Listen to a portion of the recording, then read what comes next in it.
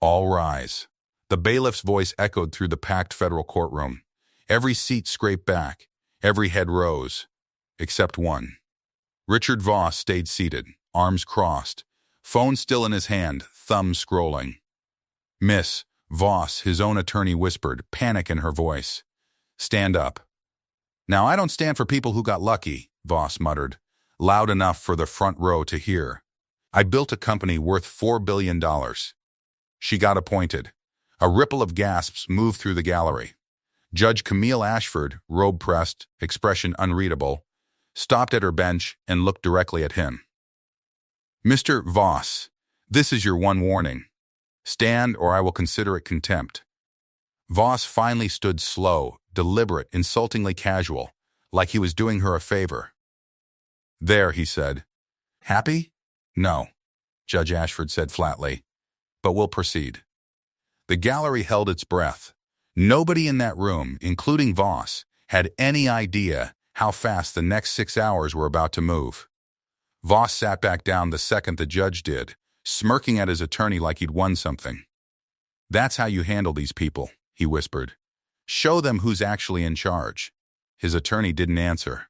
She was staring at the prosecution table, where a folder had just been opened, a folder Voss hadn't been told about.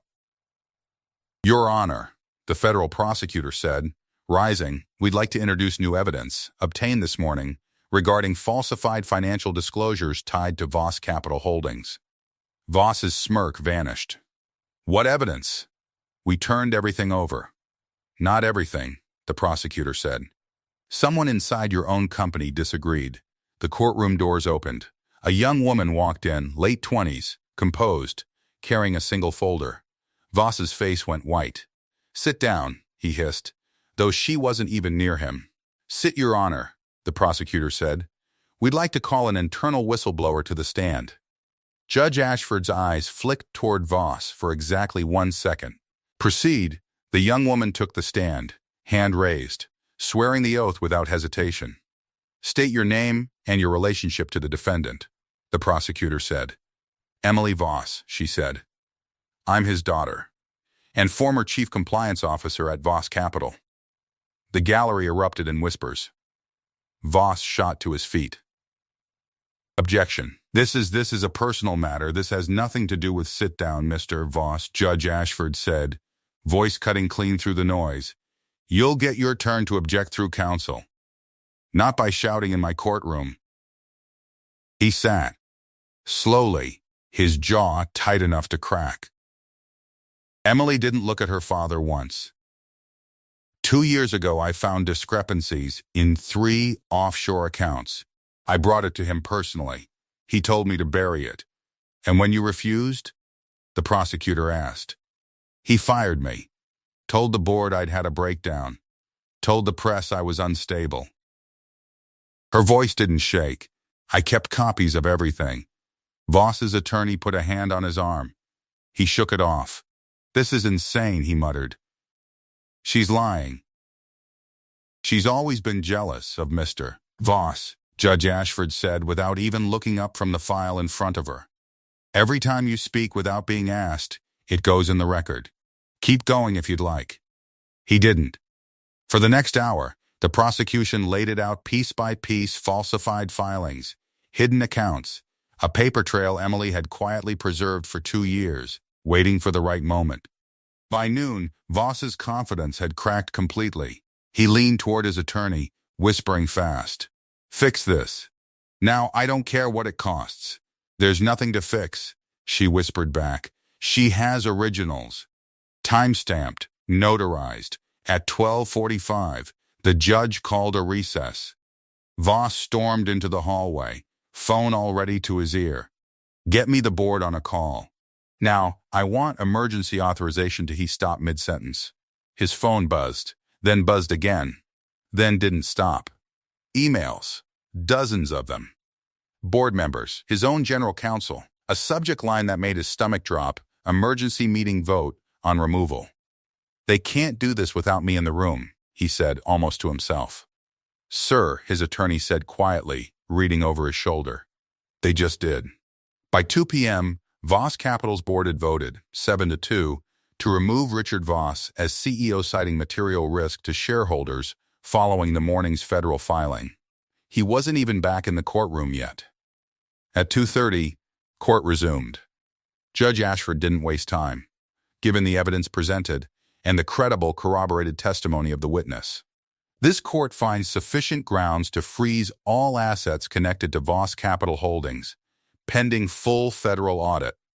"You can't freeze everything," Voss said, standing without permission again. "That's my life. That's 40 years of sit down." Judge Ashford's voice didn't rise. It didn't need to. You had 40 years to build something. You had 4 hours today to show basic respect in a room built on it. You chose neither. Voss sank into his chair like the air had left him. This court also refers this matter to the Department of Justice for potential criminal charges related to securities fraud and obstruction. She continued, "Mr. Voss, you are not detained today, but I'd advise against making any large purchases this weekend." A few quiet laughs moved through the gallery. Voss didn't hear them.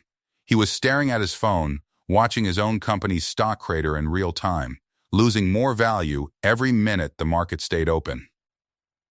At 4:50 p.m., 10 minutes before markets closed, Voss Capital stock had dropped 61%.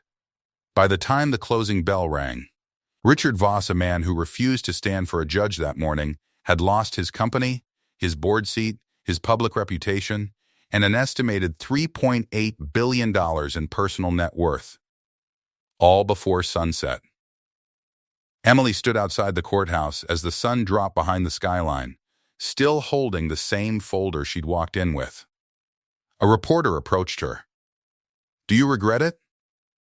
Turning in your own father?" She thought about it for a moment. "I didn't turn in my father today. I turned in a man who taught me that power means never having to answer to anyone. I just wanted him to learn one time that it does." Inside, Judge Ashford removed her robe, hung it carefully, and looked out the window at the courthouse steps below, where the last of the cameras were packing up. Her clerk knocked. "Long day, Your Honor. Longest ones usually end the fastest once the truth's finally allowed to move," she said quietly. She turned off the light and walked out. No statement, no press conference, no need for one. The truth had already done all the talking it needed to do. If a man like Richard Voss can lose everything in one afternoon just for refusing to show basic respect, what does that tell you about what really holds power in this world? Comment respect below if you believe truth always catches up, no matter how much money tries to outrun it. And if this story hit you the way it hit me, hit subscribe, because next time, it might be a story you never see coming either.